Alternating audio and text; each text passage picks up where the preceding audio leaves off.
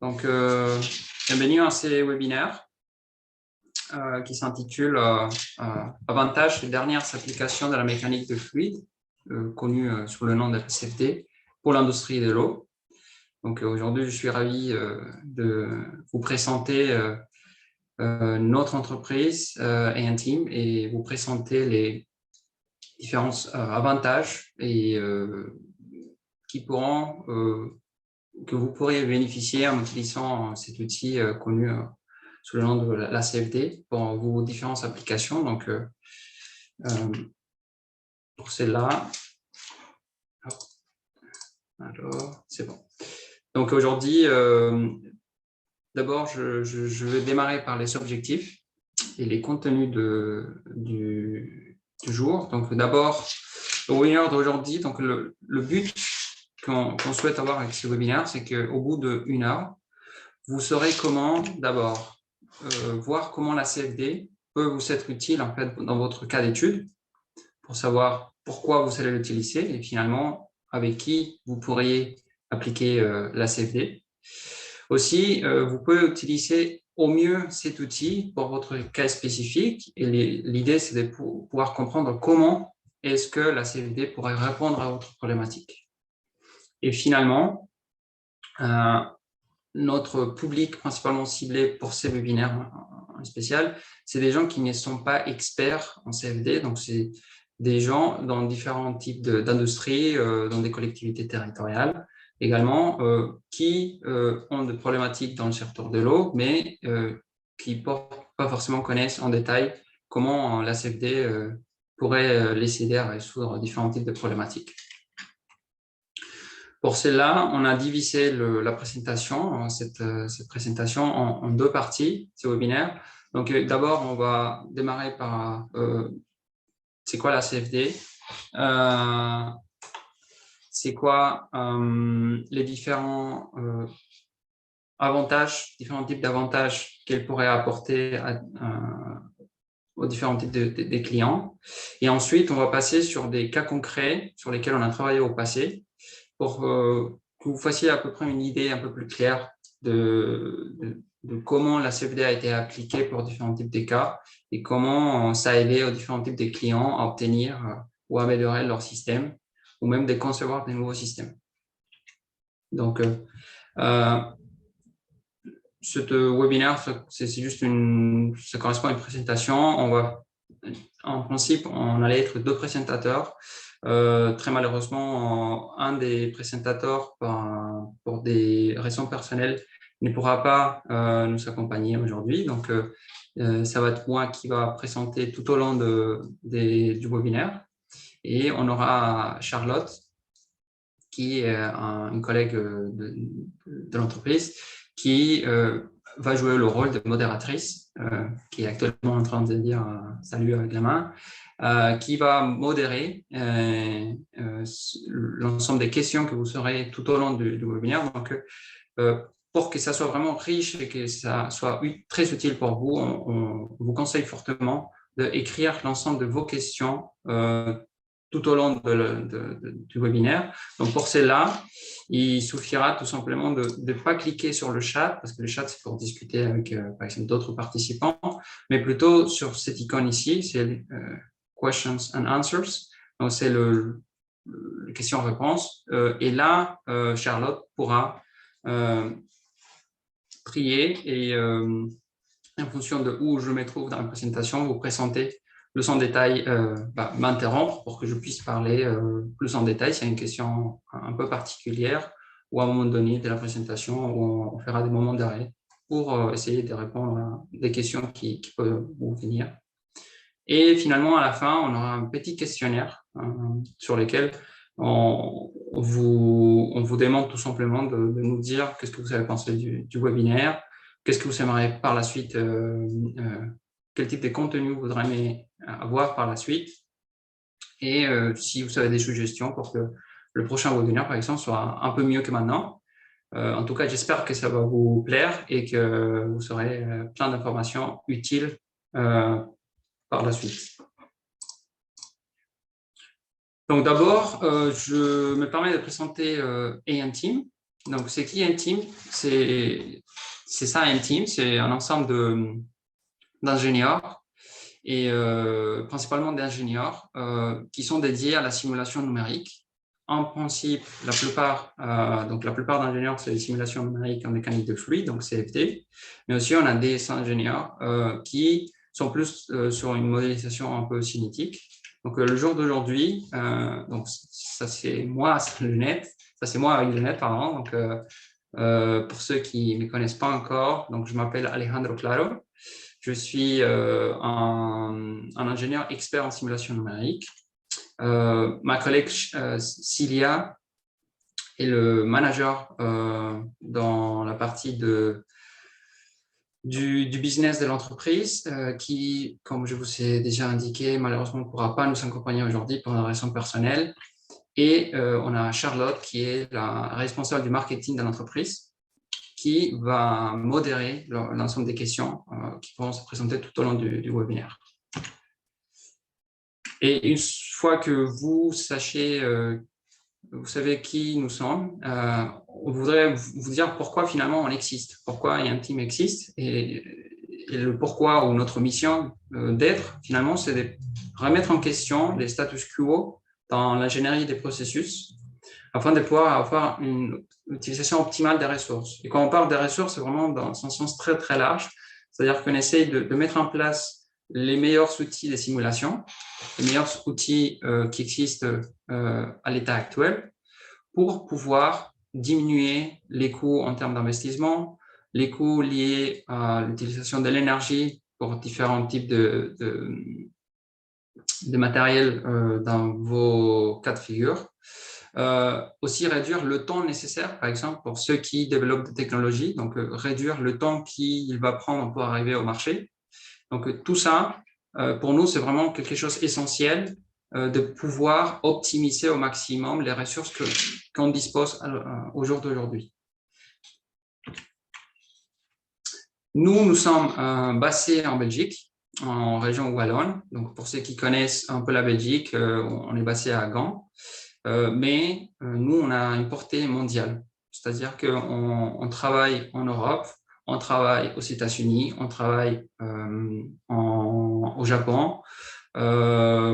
C'est assez large. On a même déjà eu l'occasion de travailler en Australie.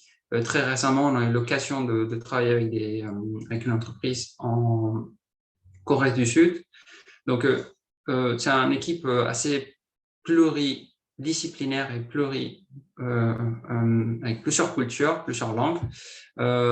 Et c'est quelque chose qui nous permet de pouvoir aller à la recherche des clients dans différents types de pays pour des problématiques et finalement, ça se répète presque fréquemment en fonction de la technologie qu'on est en train de parler. Qu'est-ce qui nous fait unique finalement? C'est deux éléments. La première chose, c'est qu'on utilise des outils de simulation des pointes, donc les derniers outils, les meilleurs outils pour répondre à une problématique donnée. Et en plus de ça, on a une connaissance du procédé. Donc ça nous permet non seulement de pouvoir simuler, mais pouvoir le simuler en connaissance comment ça fonctionne et pourquoi ça devrait fonctionner d'une certaine façon et pas d'une autre. C'est ça qui nous rend unique dans le secteur de la simulation. Et enfin, on a trois types de clients sur lesquels généralement on travaille. Donc, c'est ce qu'on appelle des utilisateurs finaux. Donc, ça peut être des collectivités territoriales, ça peut être des services industriels sur un équipement en particulier. Ce qu'on appelle des consultants, c'est soit des cabinets de conseil ou de cabinets d'ingénierie. Et finalement, des fournisseurs de technologies ou développeurs de technologies qui souhaitent mettre en point une nouvelle version ou toute une nouvelle technologie sur le marché. Ici, c'est juste un exemple très court des quelques collaborateurs qu'on a eu dans le passé. Voilà. Donc, on a deux outils, en gros, deux principaux outils sur lesquels on propose nos services. Donc, le premier, elle est basée sur la mécanique de fluide numérique, connue sous le nom de CFD parce que ça vient de l'anglais, Computational Fluid Dynamics. Et avec la mécanique de fluide numérique, on est capable de simuler des processus où on a une phase, deux phases, trois phases On est aussi également capable de simuler, coupler la CFD avec des modèles cinétiques pour prendre en compte la présence de la cinétique ou la biocinétique aussi, pour mieux représenter le système. D'un autre côté, on est en capacité de simuler ce qu'on appelle la modélisation cinétique. Donc, c'est par des flowcharts ou ce type de schéma simplifié où on a des réacteurs avec des conditions bien spécifiques, assez simplifiées, qui nous permettent de simuler des usines entières pour évaluer comment ça fonctionne. Et sur ça, on a deux éléments. Donc, soit on simule la biocinétique, comme on dit, donc avec des modèles type ASM, le modèle ASM, sur la base des modèles ASM, ou bien un outil qui a été développé en interne dans l'entreprise, qu'on appelle Amazon, parce que il est vraiment spécialisé sur des sujets liés à l'ozonation. Donc, l'ozonation, soit on part des CEUC, dans le secteur des CEUC, soit dans le secteur de l'eau potable.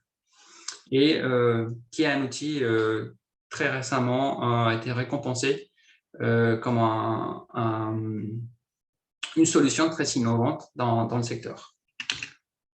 Donc, notre portefeuille technologique, donc ce qu'on appelle portefeuille technologie, c'est l'ensemble de ouvrages ou de technologies sur lesquels on a déjà travaillé et sur lesquels on est capable de donner une réponse aux clients. Donc, d'abord, concernant les traitements des SOIC, comme vous pouvez le voir, c'est assez large. Donc, on peut commencer depuis le traitement primaire, donc tout ce qui est dès qu'on traite des problèmes de coagulation, on peut passer par des bioréacteurs en membrane, on peut travailler sur des problématiques de nitrification, dénitrification, on peut aller directement à un décanteur sur la décantation secondaire, de la méthanisation, comme on l'a indiqué auparavant par rapport à l'ozonation et tout ça. Et l'intérêt de travailler sur ces systèmes, c'est non seulement on est capable de reproduire le fonctionnement du système, mais également on est capable de tester différentes configurations que potentiellement ne pourront pas être testées en réalité parce que soit c'est impossible de le faire, soit c'est dangereux, soit la réglementation ne le permet pas. Et dans ce cas-là, on pourra les tester de manière virtuelle et trouver la bonne solution pour la problématique qui existe à l'instant présent. Concernant il est parti sur l'autre. Ouais. Donc, du coup, concernant les technologies de traitement de l'eau, donc la partie d'eau potable, quelques technologies, finalement, vont se répéter. Et ici, j'aimerais bien vous dire, c'est qu'on est capable de travailler sur des taille assez grande, c'est-à-dire sur des gros bassins d'eau, des stockages d'eau à l'entrée d'une usine. On peut travailler sur une toute petite échelle au niveau, par exemple, de la membrane en soi. On peut également inclure le fait d'utiliser le UV pour la désinfection.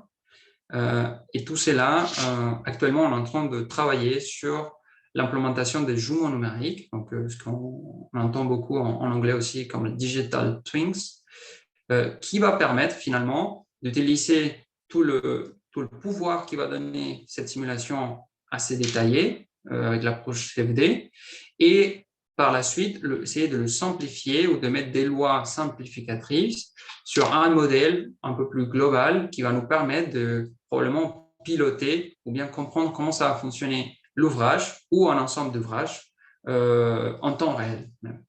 Donc sur ça, actuellement, on a un projet en cours sur lequel on travaille pour mettre en place ces jumeaux numériques.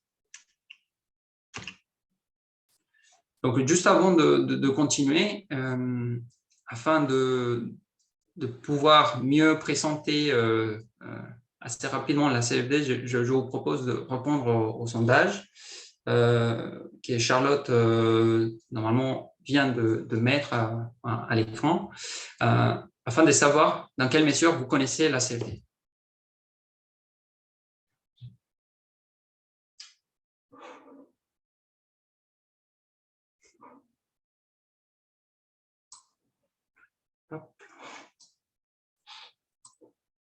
Alors, ok, donc on est assez varié. Ok, bah, c'est très bien. Donc la plupart des gens, soit ils l'ont déjà utilisé, ok. Bon, c'est très bien. Donc pour ceux qui l'ont déjà utilisé, ça va être juste une petite rappel ce que je vais présenter. Pour ceux qui l'ont jamais connu, bah, ça va être, je pense, un bon moment pour essayer de comprendre un peu de quoi on parle. Et pour ceux qui l'ont déjà entendu peut-être parler, mais malheureusement ne l'ont pas encore utilisé, peut-être vous allez voir dans quelle mesure ça pourrait vous être utile.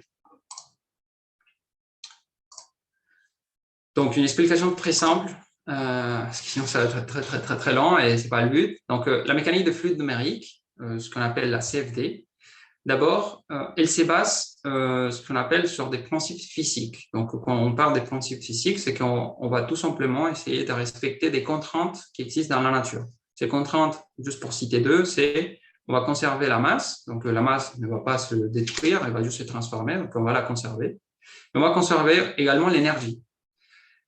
On va aussi avoir d'autres lois, ce qu'on appelle des lois de conservation, et cette contrainte, on va dire, on va les implémenter dans un code, et ces codes, il va respecter ces contraintes.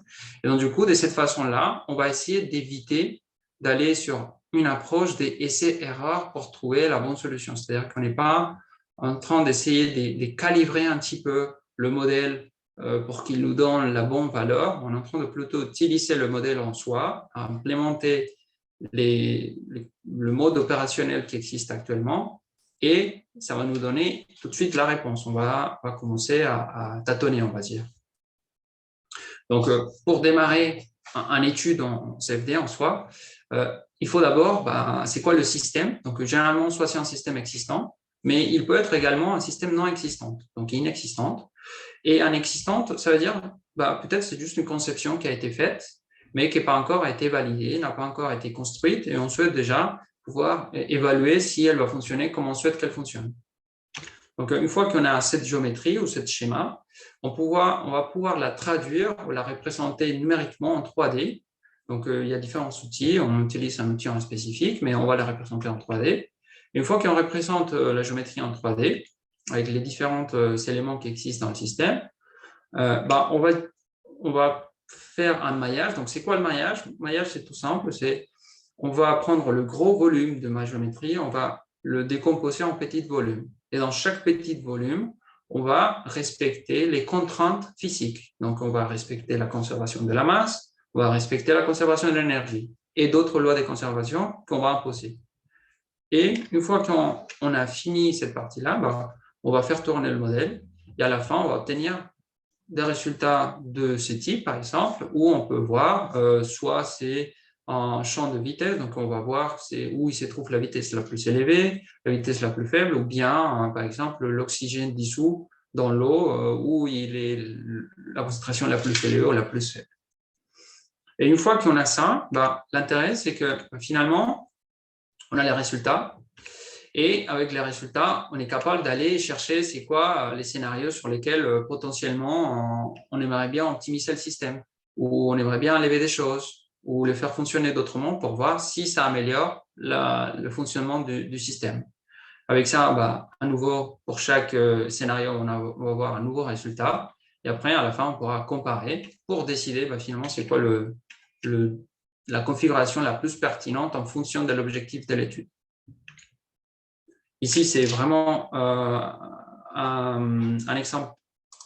Attendez, je vais couper ça. Donc, c'est un exemple très concret. Donc, on a juste un bioréacteur. On aura 2 points d'injection d'oxygène pour essayer de bien le mélanger. Et l'idée, c'est de voir, d'abord, on va représenter les systèmes actuels. Et une fois qu'on représente le système, on les simule, on obtient ce type de résultats. Donc ici, c'est des vitesses qui existent au niveau proche de mon point d'injection d'oxygène. Et après, on trouve, par exemple, que pour ce type de réacteur, lié à la configuration qui existe sur place, on a une zone à peu près plutôt morte. Donc, ce n'est pas un bon mélange dans le système. Finalement, qu'est-ce qu'on va faire? On va se dire, c'est quoi? S'il veut bien. Ouais. Donc, du coup, on s'est dit, du coup, comment on va faire? Tout simplement, on va changer le positionnement par rapport à avant. Et maintenant, grâce à ces nouvelles configurations avec les systèmes existants, on est en capacité de mieux mélanger l'ouvrage, d'avoir moins de points de son de mort. Et ça a permis finalement ici, ça a permis finalement que grâce à des petites modifications, comme vous avez pu constater, on a pu, pour ces clients, éliminer une boucle de circulation externe qui, en principe, ça a été nécessaire pour essayer de mieux mélanger le système et également éviter une nouvelle pompe dans le système. Et donc, du coup, où on peut appliquer finalement la CFD dans l'industrie de l'eau.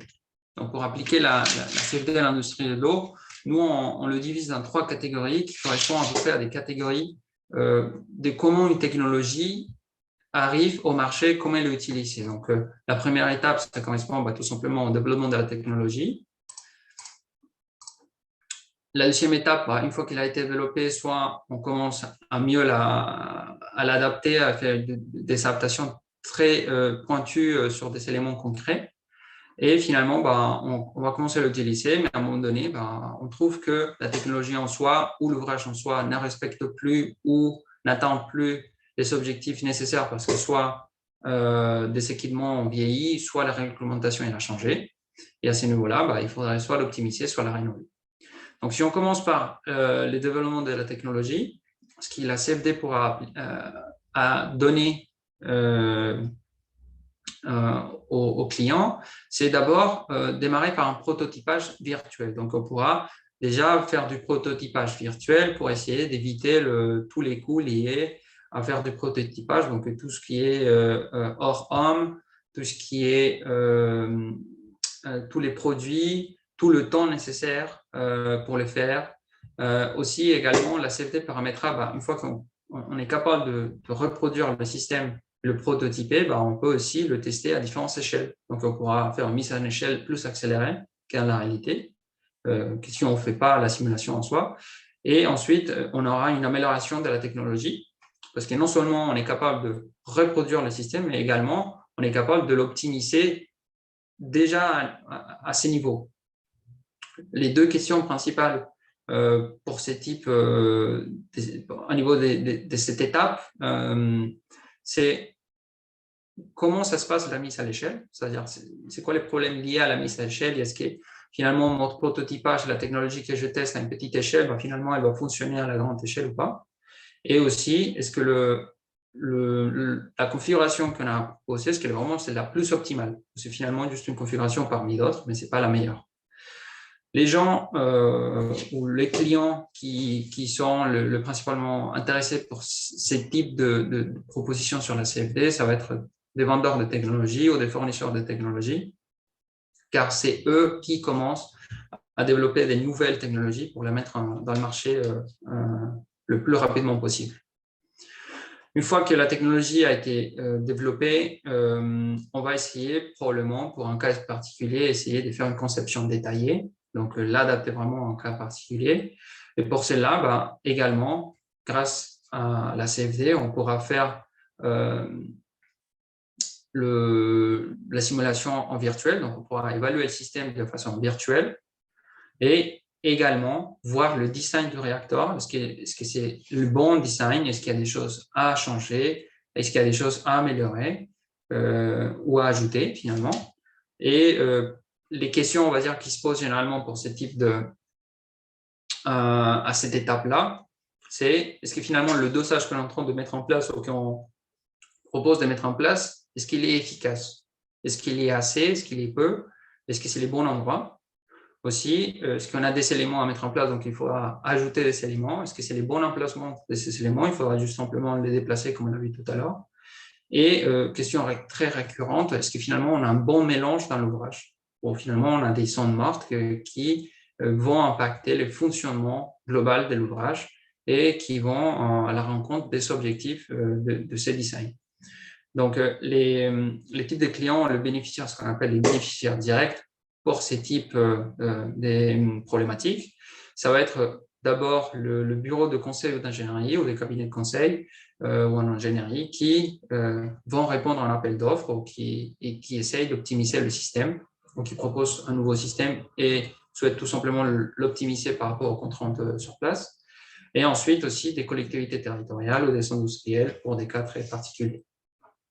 Enfin, une fois qu'on a l'optimisation, l'étape 3 sur l'optimisation ou la rénovation, donc du coup, à ce moment-là, on va reproduire l'ouvrage. Donc, on va reproduire virtuellement l'ouvrage et après, on va commencer à l'optimiser. Et finalement, les questions qui se posent à cet stade, c'est relativement similaire au stade précédent. Donc, également, est-ce que le dosage que l'on utilise actuellement, est-ce qu'il est efficace? Est-ce que finalement, les différents éléments qu'on a mis sur place, c'est le bon emplacement, c'est le bon nombre des éléments? Est-ce que le mélange, il est bien? Est-ce qu'il n'est pas bien?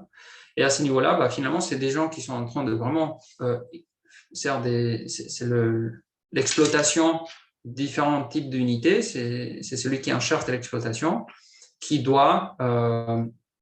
pose ce type de questions et qui souhaite améliorer, optimiser le système, soit pour essayer de diminuer les coûts liés à l'exploitation, soit parce qu'il y a une réglementation à respecter, mais également des bureaux des conseils ou d'ingénierie qui ont pris en charge ce type de problématiques et qui essayent de proposer aux clients, donc dans ce cas-là les collectivités ou industrielles, une nouvelle solution ou une solution adaptée en fonction de l'ouvrage.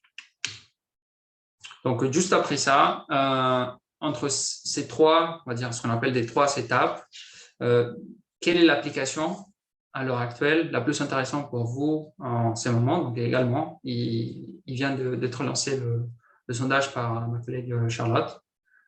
Donc, je vais attendre quelques instants, le temps que…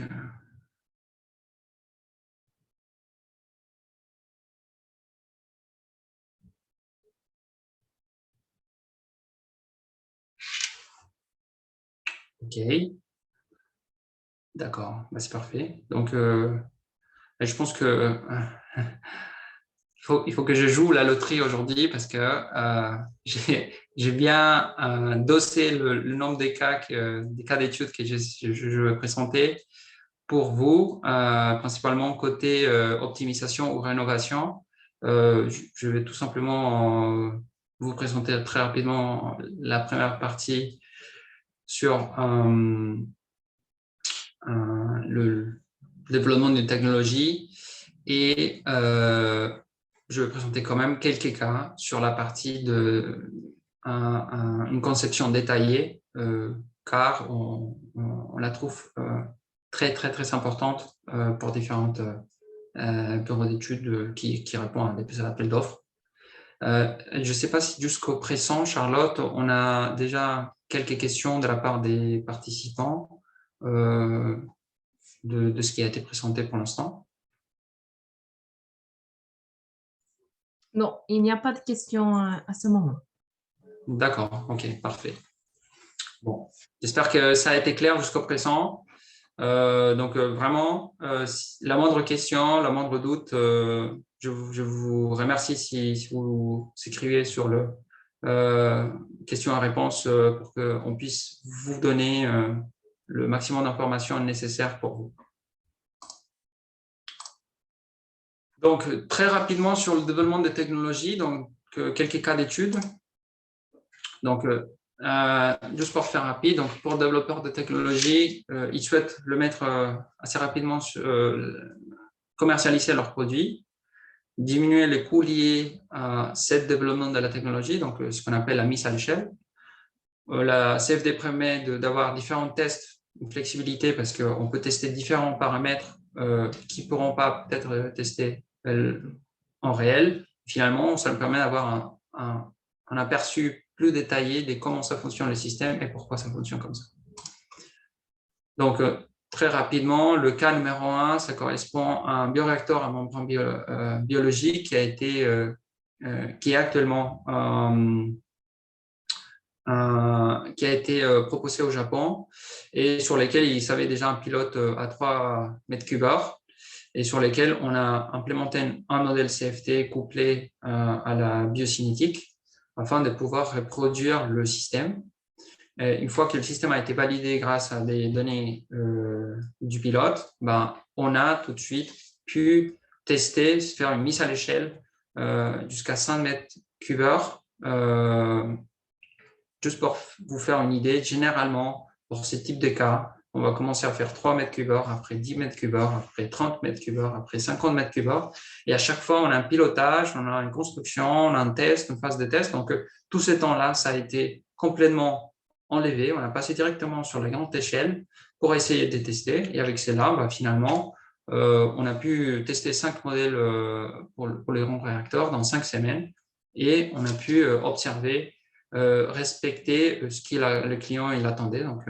Donc ici, on a appelé ça le scénario hybride, qui correspond à la meilleure conception pour ce type d'ouvrage. Pour celui-ci, ça correspond à des membranes tubulaires et tout simplement, grâce à la CFD, on a pu comprendre pourquoi ces membranes tubulaires s'est nettoyé mieux et c'est tout simplement grâce à une contrainte de cisaillement, donc c'est une force proche de la paroi qui va mieux la nettoyer. Et des deux, on a pu tout faire grâce à un prototypage virtuel.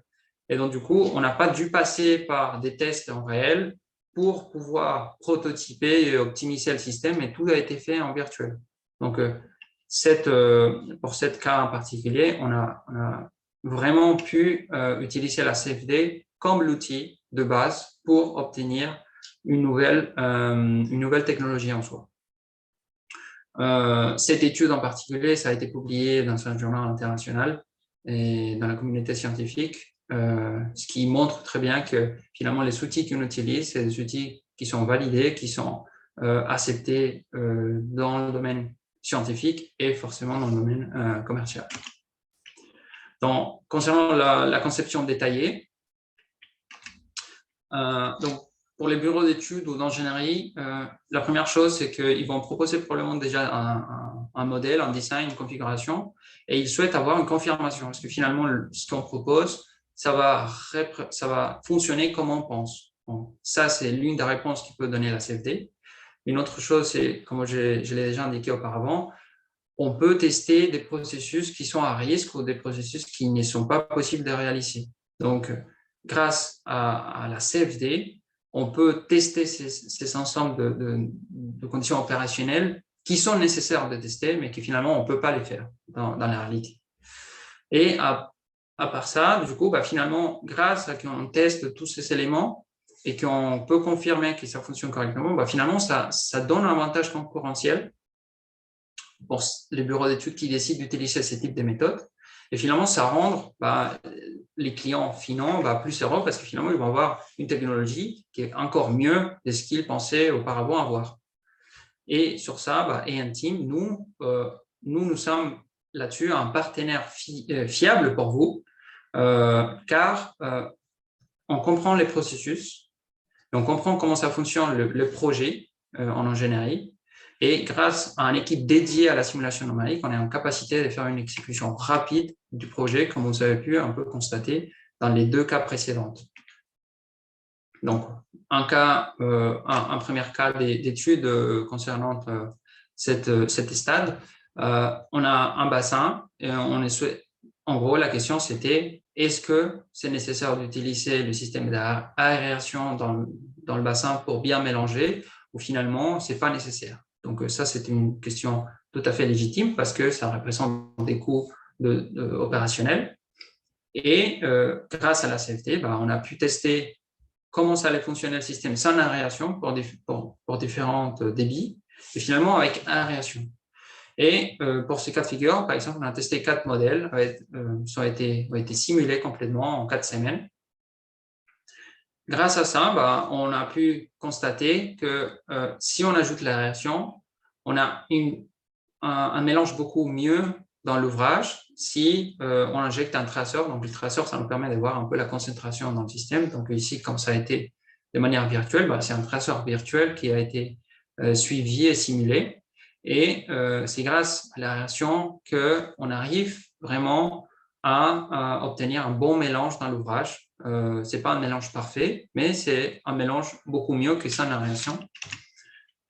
Donc ça, pour ce type de projet, ça a été trois bénéfices. Le premier, c'est qu'on a pu réduire les coûts d'investissement parce qu'on a pu optimiser le nombre d'aérateurs. Donc, on a pu indiquer combien d'aérateurs ça a été nécessaire.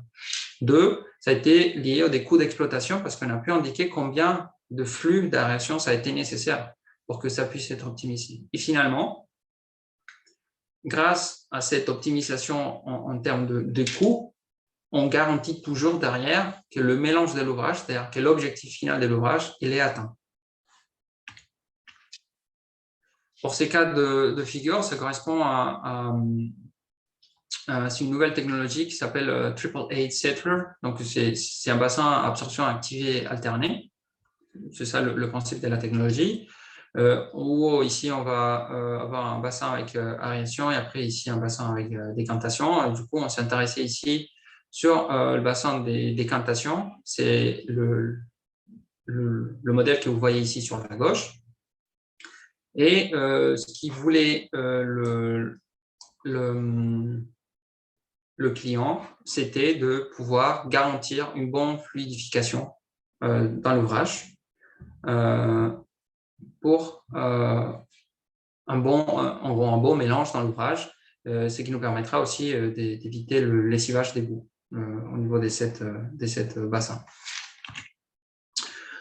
Donc le bassin forcément a été conçu avec les règles de l'art à l'état où il a été proposé, donc tous les tuyauteries, toutes les dimensions, mais finalement on s'est avéré que grâce à la simulation, on voyait très clairement qu'il y avait des zones sur lesquelles la répartition du débit n'était pas bien distribuée, c'est qu'il y avait un impact forcément sur cette fluidification ou le lessivage des bouts. Et du coup, on a tout simplement joué sur comment on va utiliser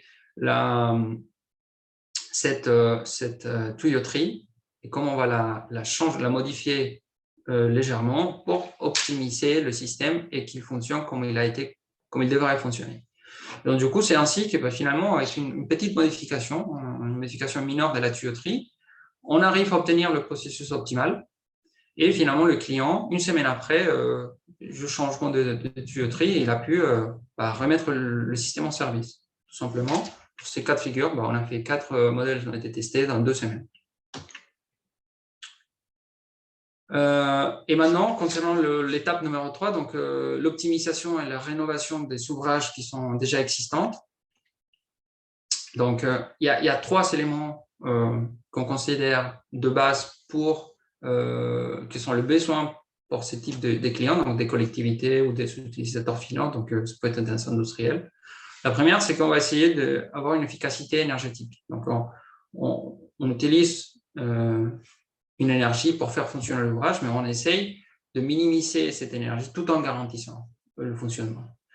Ensuite, lié à ces ouvrages, on souhaite aussi pas forcément investir énormément, mais faire des économies en termes d'opérations, d'OPEX, mais également des économies en termes de CAPEX, en termes d'investissement.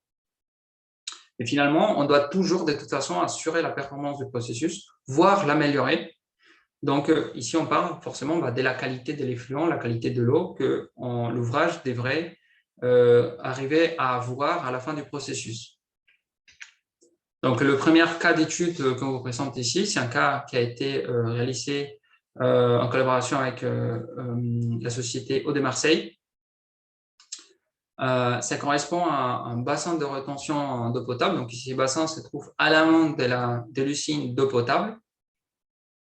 Et le but ici, c'était de pouvoir comprendre déjà c'est quoi le mélange dans l'ouvrage, parce qu'on avait déjà un peu constaté quelques problèmes des algues et des positions dans le système, et voir comment finalement, si on a ces problèmes, comment on peut optimiser l'ouvrage pour éviter au maximum probablement des sondes mortes dans l'ouvrage.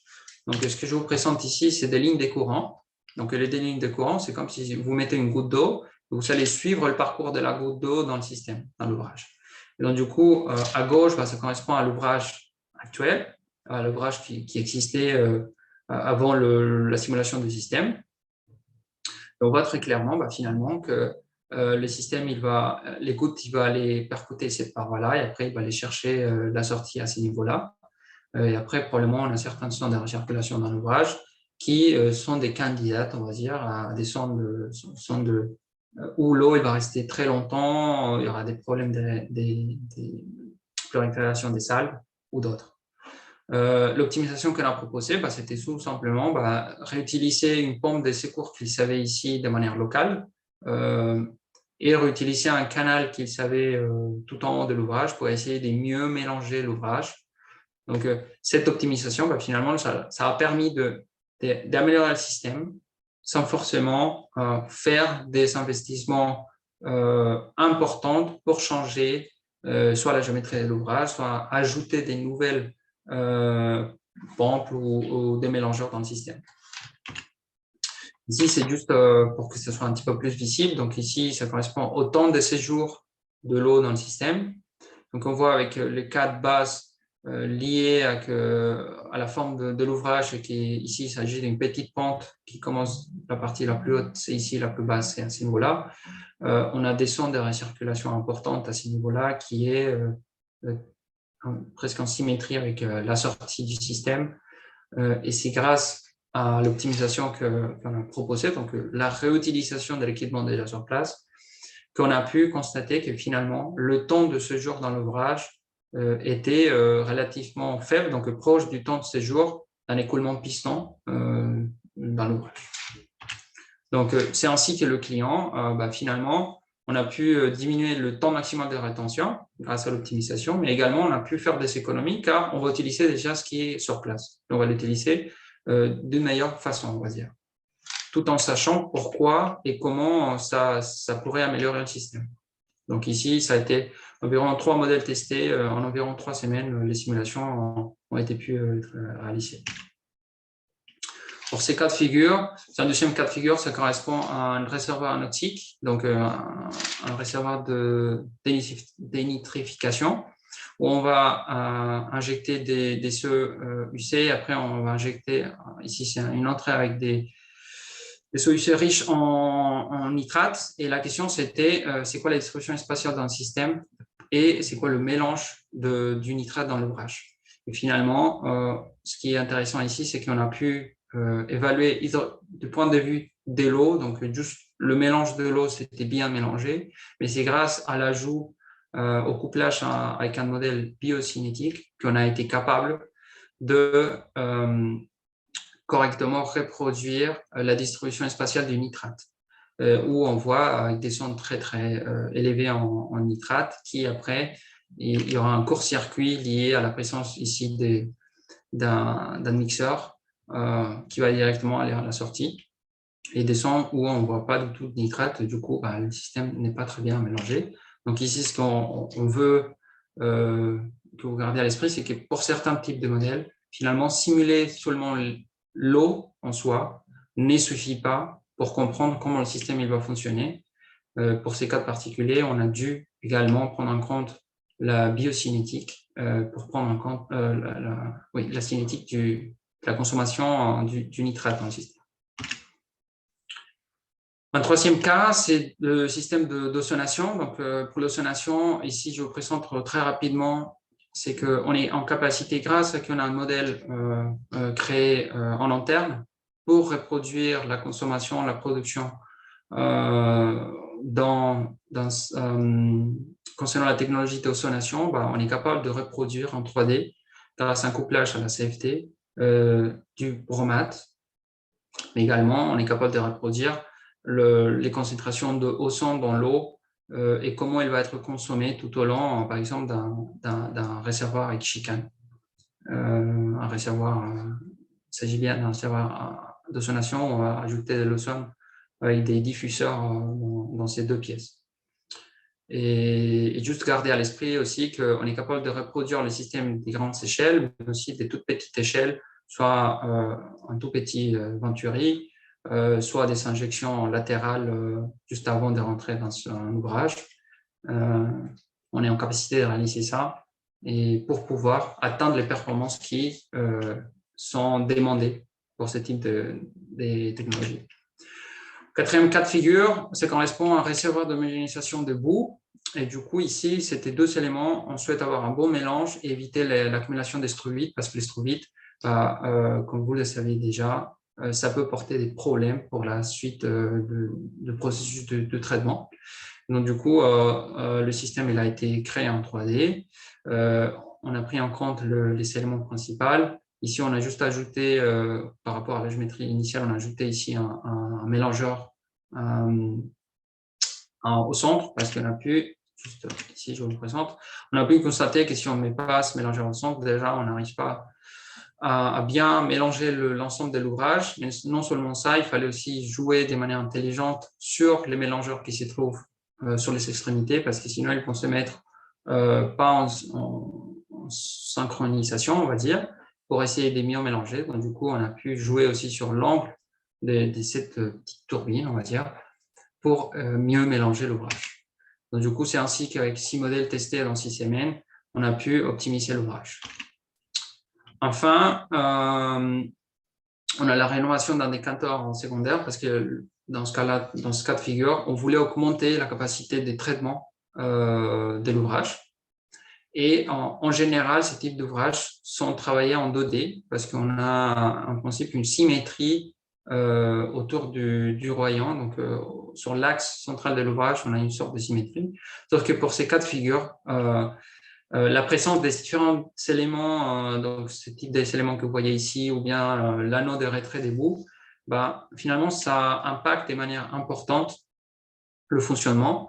Et c'est seulement grâce à la simulation en 3D qu'on a pu correctement simuler le système. Donc, juste avant ça, je tiens à vous dire que, par exemple, pour ces cas de figure, car on avait des mesures sur place, on a pu effectivement valider la méthodologie qu'on a appliquée, où on a pris correctement on a pris en compte les propriétés des bouts, et car dans ce système, par exemple, en particulier, on faisait un dosage de poudre de carbone activée pour essayer de mieux le faire fonctionner. Et juste pour ce type d'ouvrage en particulier, ce qui a été constaté, c'est que les scénarios 5, c'était les scénarios que normalement les clients nous avaient indiqués comme étant la solution qu'ils envisageaient à mettre en place.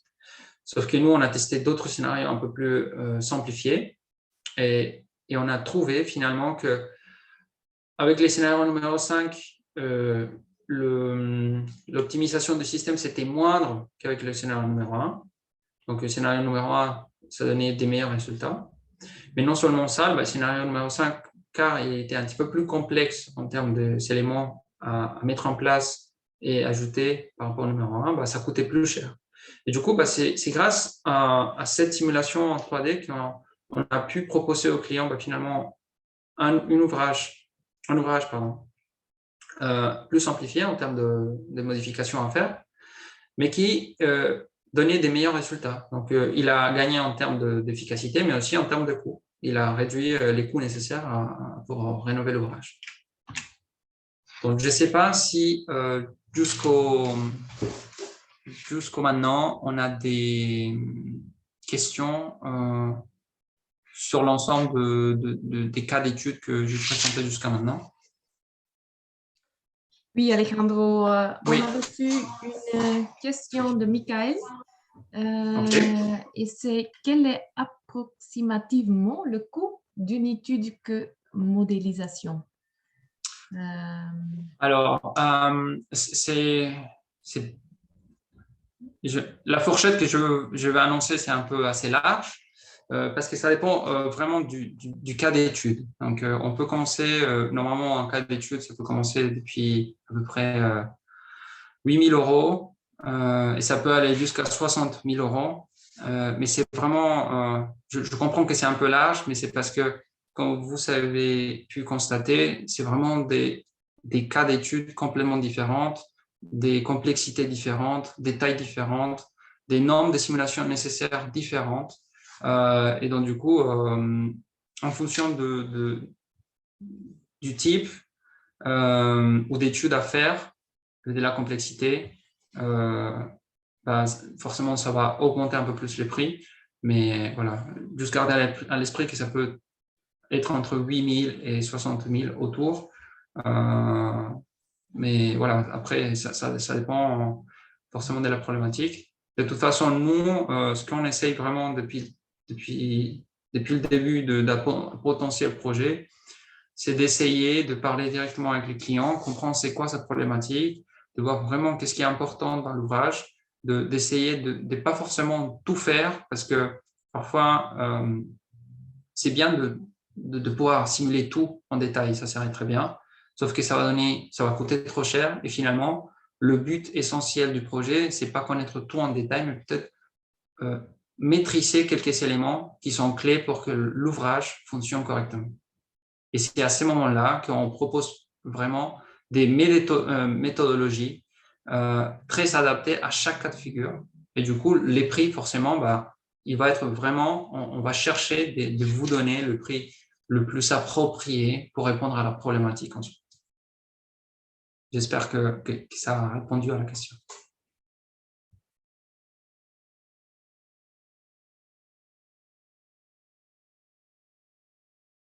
Est-ce qu'on aura d'autres questions, Charlotte ou... Oui, on a reçu des autres questions. D'accord. Juste cette minute. De Damien, on a reçu une question. Il me semble que que vous avez réalisé une publication sur l'optimisation des émissions de N2O en station d'épuration. Vos modèles sur cette thématique sont-ils solides? Alors, je vais essayer de voir la question de mon côté. Peut-être que je ne l'ai pas bien compris. Ces émissions de sont-ils solides, cinétiques? Alors,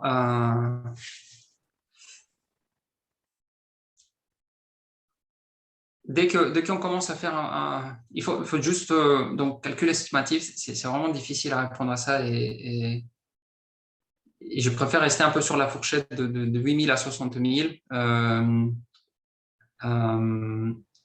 Juste garder à l'esprit que si on fait un couplage hydrodynamique plus cinétique, forcément ça correspond à un modèle un peu plus avancé à mettre en place, on aura un coût, c'est pas forcément sur le modèle qui a le coût, c'est-à-dire c'est pas parce qu'on utilise un modèle un peu plus compliqué qui a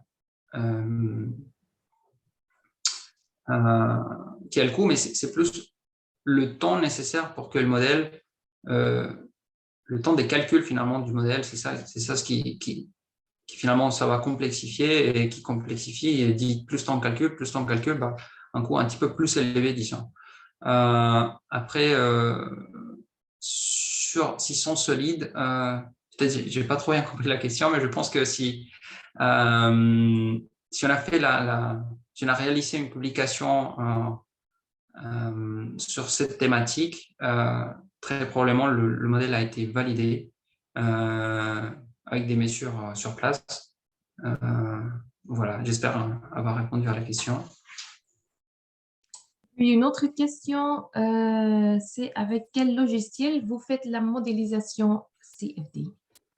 Alors, nous, on utilise principalement la suite ANSYS qui est utilisée presque partout, mais aussi on a d'autres types de logiciels qu'on utilise pour des types pour la modélisation cinétique, on utilise d'autres types de logiciels adaptés à ça.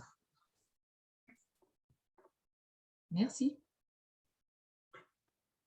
Il n'y a pas d'autres questions pour l'instant.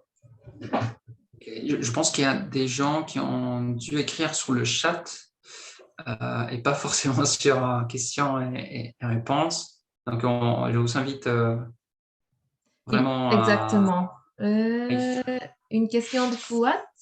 Quels sont les différents modèles que vous utilisez? alors, c'est très varié. Ça dépend vraiment de la problématique. Soit on part d'un modèle une seule phase, deux phases, trois phases. on couple avec la biocinétique. C'est vraiment très varié. Donc, dire tel modèle, ça va être très large. Donc, on essaie vraiment d'utiliser le modèle le plus pertinent pour répondre à la problématique en soi. C'est ça notre but. C'est pas de se fixer sur un seul modèle et se dire que ça, c'est le modèle qu'il faut utiliser toujours. On a des bonnes pratiques des simulations, on a une expertise là-dessus et on a un savoir-faire sur la simulation numérique, mais on sait que le but, c'est de pouvoir simuler le mieux possible la problématique du client. Et c'est ça notre but toujours. J'espère que ça a pu répondre un peu à la question.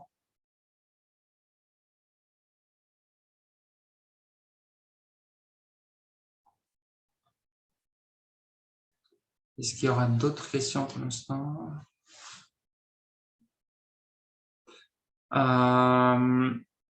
Ok, donc je pense une question sur les validations. Ok, donc concernant la validation, généralement, on ne fait pas de validation du modèle, sauf si c'est vraiment nécessaire. Donc, par exemple, pour la technologie du bioréacteur en membrane, on avait des données sur place et on a pu concrètement valider le modèle et montrer que le modèle représentait le pilote. Mais en général, on ne valide pas tout simplement parce qu'on a déjà validé au passé les modèles. On a un savoir-faire qui nous permet de mettre en place les meilleures pratiques pour simuler certains types d'ouvrages. Et donc, du coup, quand finalement les ouvrages, ça se répète, on sait comment faire, on sait c'est quoi les éléments à prendre en compte et on arrête de faire la validation parce que finalement, parfois, le client il n'a même pas les éléments ou les données pour en faire la validation. J'espère que ça a répondu à la question.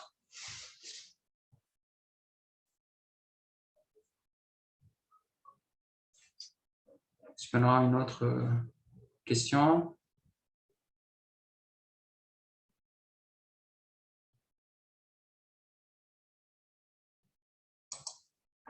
Donc, je tiens à vous dire que pour ceux qui sont un petit peu plus intéressés on va dire, avoir une réponse un peu plus concrète sur les coûts liés à une étude en spécifique, on vous invite fortement à nous contacter directement. Donc, vous aurez tous nos coordonnées et on pourra discuter plus en détail et vous donner un estimatif un peu plus précis pour votre cas d'étude. Comme ça, peut-être ça pourra vous être plus utile dans ce cas-là.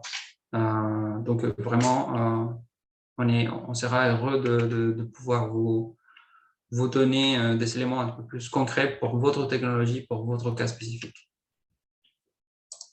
Donc, s'il n'y a plus de questions pour l'instant, je me permets de passer aux conclusions, du coup, pour essayer de clôturer le webinaire, sauf s'il y a d'autres questions par la suite. Donc, comme vous avez pu voir, finalement, on a un champ d'application de la CFD qui couvre tous les processus du traitement. On n'a pas présenté tous les processus parce qu'on a juste une petite heure pour présenter le maximum des éléments qu'on a pu voir qui étaient intéressants pour vous. Mais on peut traiter différents types de procédés, qui soient purement physiques, soit chimiques, soit électrochimiques, soit biologiques, soit biochimiques, ou bien d'autres types de systèmes. Donc, on a aussi une expertise pour simuler, par exemple, en réseau d'assainissement, on a une capacité de simuler comment le flux est dans un déversoir d'orage, ou dans d'autres ouvrages de rétention. Ça, on est tout à fait en capacité de la réaliser. Et juste garder à l'esprit, comme je viens de le dire, en fait, pour chaque type d'étape ou chaque type de catégorie, les clients ne sont pas les mêmes et finalement, les besoins de chaque client n'est pas les mêmes. Et les avantages que le client va tirer d'utiliser la CFD n'est pas les mêmes. Donc, pour votre cas spécifique, j'espère que vous avez pu voir comment la CFD pourrait vous être utile. Si une technologie qui vous intéresse en particulier n'a pas été présenté, bah, on sera heureux de potentiellement en discuter après le webinaire, soit par mail, soit en vidéo call dans le futur pour mieux vous présenter en détail comment on pourrait vous aider à résoudre vos problématiques. Et enfin, bah, j'espère qu'à la fin de ce webinaire, vous avez pu voir que finalement, la CFD, c'est un outil très puissant et que les avantages qui sont apportés par la CFD sont considérables. Ça aide énormément.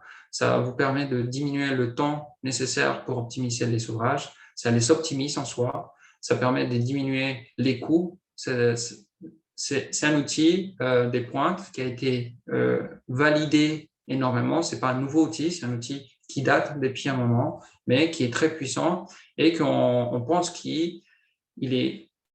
c'est le moment de le mettre au service des acteurs dans le domaine de l'eau, car l'eau, bah, c'est quelque chose qui est très précieux et qu'on pense que c'est nécessaire de pouvoir l'utiliser de la meilleure façon. Je tiens à vous, donc avant de passer aux dernières questions, s'il y a encore, bah, je tiens à vous remercier encore de participer, d'avoir resté avec nous. Si vous voulez savoir plus concernant A1Team et les dernières nouvelles sur des nouveaux projets, des nouveaux technologies qu'on a assimilées, sur notre outil de simulation sur le Sonation, donc on vous invite très fortement à nous suivre sur LinkedIn. Là, vous pouvez soit utiliser le QR code qui est à l'écran ou bien chercher directement sur la barre de recherche sur LinkedIn. Donc, on est là encore pour quelques minutes s'il y a encore des questions.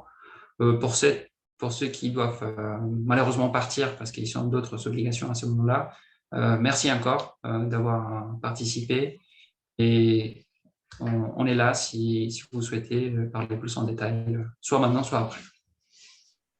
Alejandro, oui, on a reçu encore une question de Damien.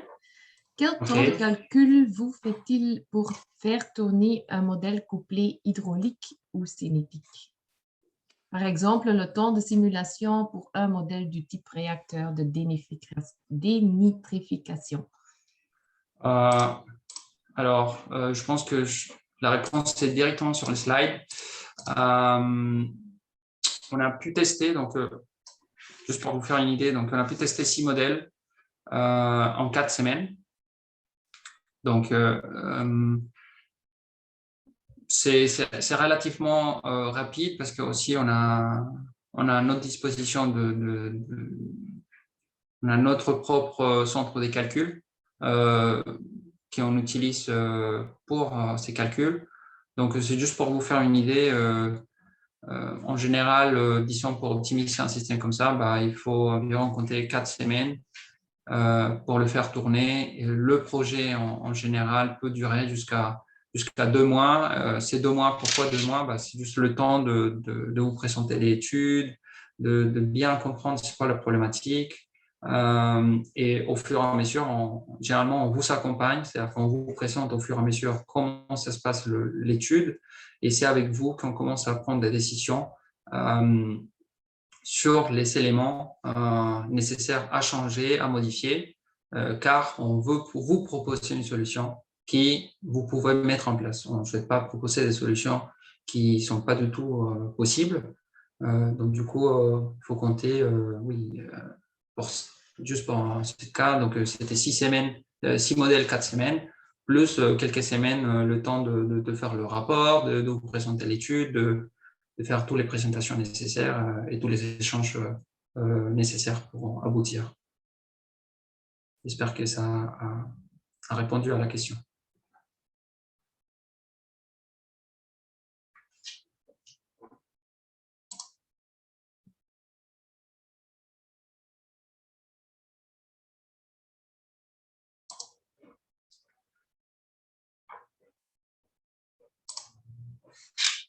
Alors, je pense qu'une toute dernière question, s'il y a encore. Sinon, on pourrait, je pense, clôturer le webinaire.